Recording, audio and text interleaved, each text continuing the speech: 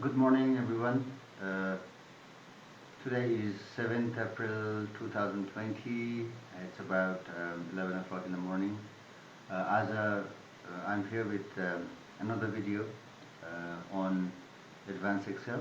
As a family, we are going to learn about decision making,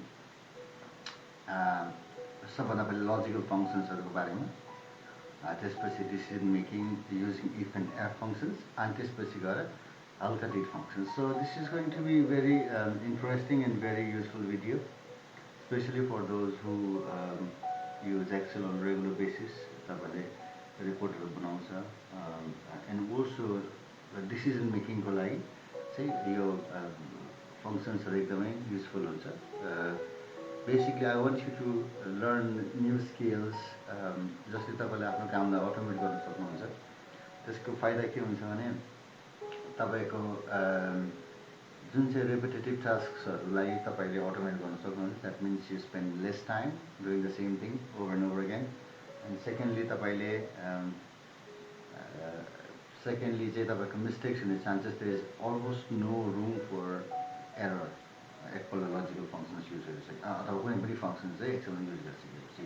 So even अफिसमा पनि time पाएको बेलामा I always try to share my knowledge with colleagues. कोही आउनुहुन्छ मलाई अलिक सिकाइदिनु भन्नुहुन्छ, म गर्छु. किनभने I think that's how you learn. Learning process भने कहिले पनि सकिँदैन लाइफमा. The more you learn, the more you apply to the work. And आफू मात्र होइन, you not only make yourself useful in terms of productivity, अरूलाई पनि तपाईँले गर्न सक्छ. So let's get started on this one. र यसमा चाहिँ आज हाम्रो एक्जाम्पल चाहिँ नि एउटा सानो एक्जाम्पल छ. Using if and formulas to calculate bonus automatically against set criteria. There are two criteria, full time र यहाँनिर number of days, time in service. So यो it's quite simple. तपाईँले हेर्नुभयो भने र त्यसपछि सेम थिङ यहाँ प्र्याक्टिसको लागि राखिदिएको छु मैले. So you can get your hands dirty. आफै गर्दा नि भइहाल्यो यहाँनिर, right? So now let's get started. Okay. सबैभन्दा पहिले चाहिँ simple decision making using logical functions in Excel. So Excel मा there are a lot of formulas. जसलाई चाहिँ to be honest, Excel मा मैले देखे अनुसारले चाहिँ with my experience हामीले PNG मा चाहिँ मैले अहिलेसम्म मैले काम गरेको ठाउँहरू मध्येमा PNG मा चाहिँ सबैभन्दा बढी Excel युज गरेको देखेँ मैले र राम्रो Excel चलाउने रहेछ यहाँनिर. नत्र भने अरू ठाउँतिर चाहिँ Excel चाहिँ को चाहिँ people barely scratch the surface. It's not even the tip of the iceberg. They haven't even seen the tip of the iceberg. त्यसले गर्दाखेरि there is so much to explore. Excel is extremely powerful analytical tool, if you will. त्यसलाई चलाउन राम्रोसँग जान्यो भने धेरै कुराहरू गर्न सकिन्छ. So today we are going to start with a very simple logical function. I'm sure तपाईँहरू मध्येमा कतिलाई already थाहा होला, which is good. So what you need to, yesterday I was talking to many people over the phone about this training thing. र चाहिँ कस्तो छ भने मलाई थाहा हुँदैन exactly what your requirements are.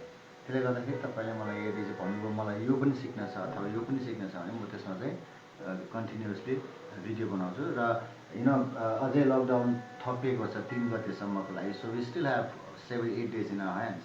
So यो 7-8 दिनलाई चाहिँ हामीले त्यसलाई एक्सप्लोर गरौँ, केही नयाँ कुरा सिकौँ है त. So okay. So now, if you look at this tab, by the way, I'm using Excel 2013 version. अफिसमा मैले देखेको छु कतिजनाले 16 चलाइरहनु भएको छ, कतिजनाले इभन 19 पनि चलाइरहनु भएको छ होला. बेसिकली त्यो यो युजर इन्टरफेसमा हल्का चेन्जेसहरू हुन्छ, तर main essence of the formulas, the syntax, everything remains the same, right? So for example हामी लजिकल फर्मुलाजहरू यहाँ हेऱ्यो भने हाम्रो एन्ड फर्मुला छ, फल्स छ, इफ फर्मुला छ, इफ एरर छ, इफ नट अभाइलेबल छ, नट छ, अर छ, ट्रु छ, एक्स अर छ. ओके. सो यसमध्येमा मैले देखेको प्रायःले चाहिँ तपाईँहरूले एन्ड पनि युज गर्नुभएको छ. False I am not so sure.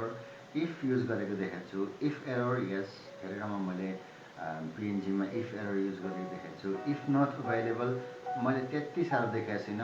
Not पनि एकदम कम्ती मात्र देखाएको छु अर एक दुईवटा ठाउँमा देखेको छु टु बी अनेस्ट ट्रु मैले देखाएको छैन र XOR पनि मैले देखेको छैन तर आज चाहिँ हामी एकदम सिम्पलबाट चाहिँ लजिकल फङ्सनबाट सुरु गर्छौँ सो लजिकल फङ्सनको मेन एम के हो भन्दाखेरि चाहिँ डिसिजन मेकिङलाई अटोमेट गर्ने you could say it's a kind of a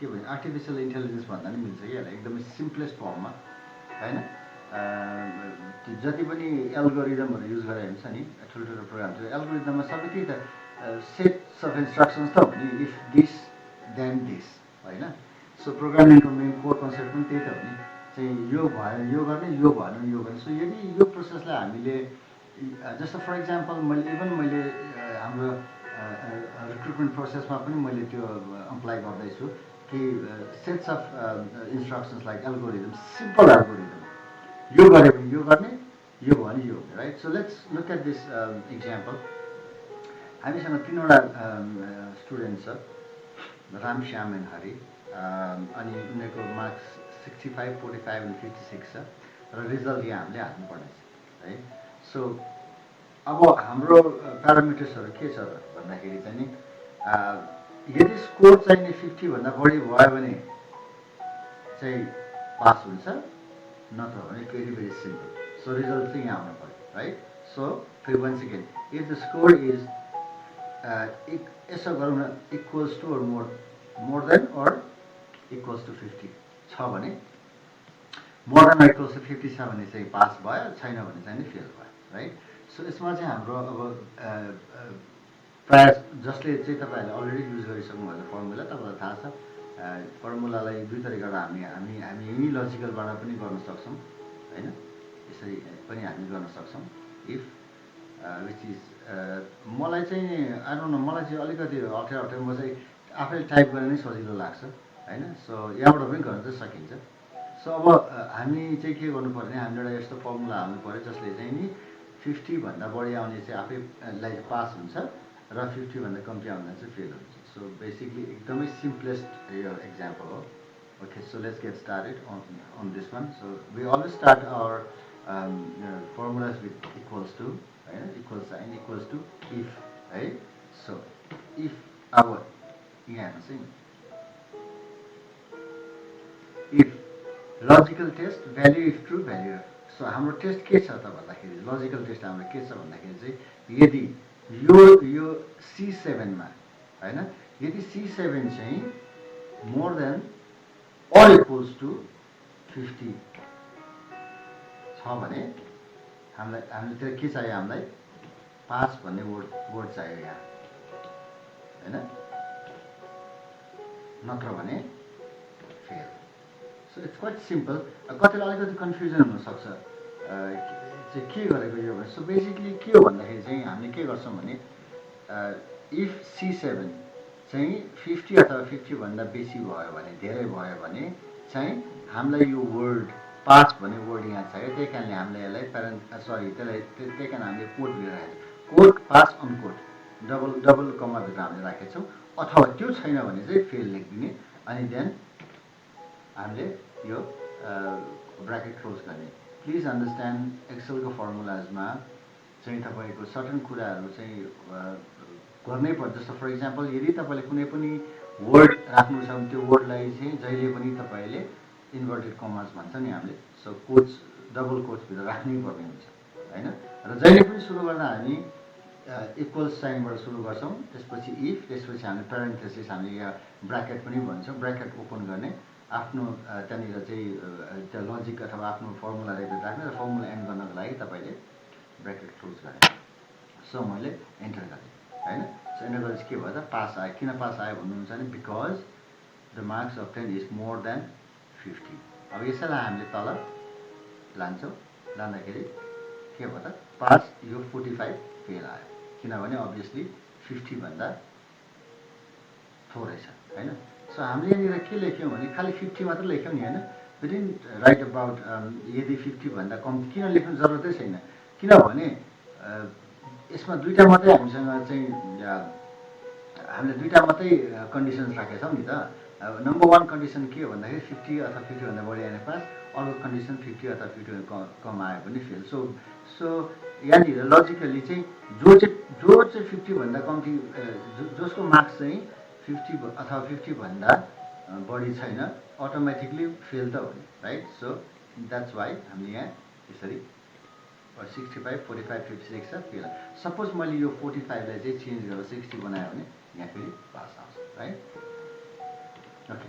so अब एउटा कुरा अर्को सिकाएको बेलामा एउटा के हेरिहाल्नु भने चाहिँ यसलाई हामीले लजिकल कन्डिसनल फर्मेटिङ गरेर पनि हामीले यसलाई देखाउन सक्छौँ. किनभने भिजुअली अपिलिङ आजकल के छ भने रिपोर्ट्सहरूमा तपाईँ कतिपयमा चाहिँ यो कलरहरू युज गर्यो भने त्यसलाई भिजुअली अपिलिङ मात्रै होइन त्यसलाई बुझ्नलाई पनि छिटो हुन्छ नि त, होइन. सो दिस वान अब यो फर्स्ट पार्ट हो यो भिडियोको. Towards the end of this part म के चाहिँ भने कन्डिसनल फर्मेटिङ कसरी युज गर्ने भनेपछि म के चाहन्छु भने जति पनि पास भएको छ उनीहरू पास भएकोमा चाहिँ ग्रिन कलरको ब्याकग्राउन्ड आओस् र व्हाइट कलरको फन्ट आओस्. फेल भएकोमा चाहिँ रेड कलरको ब्याकग्राउन्ड आओस् अनि व्हाइट कलरको चाहिँ फन्ट आओस्, right. So I go to conditional formatting. गइसकेपछि यहाँनिर हाइलाइट सेल्स रुल्स भन्ने छ, होइन. सो यसमा चाहिँ म के गर्छु त अ टेक्स्ट द्याट कन्टेन्स, होइन.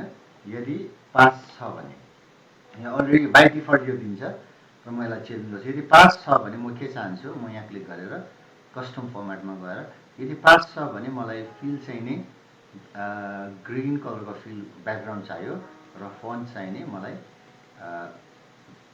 व्हाइट चाहियो, है. सो ओके रहेछ. अब पास भएको जहिले के भयो त यसरी ग्रिन कलरमा आयो र फेललाई फेरि गर्नलाई यहाँबाट म जान्छु conditional formatting once again highlight सेल्समा गएर टेक्स्ट द्याट कन्टेन्स. अब चाहिँ के भयो त फेल, राइट. सो फेलमा चाहिँ अलरेडी जुन चाहिँ उनीहरूले दिएको छ म त्यसलाई नै एक्सेप्ट गर्छु अहिलेलाई फर इक्जाम्पल.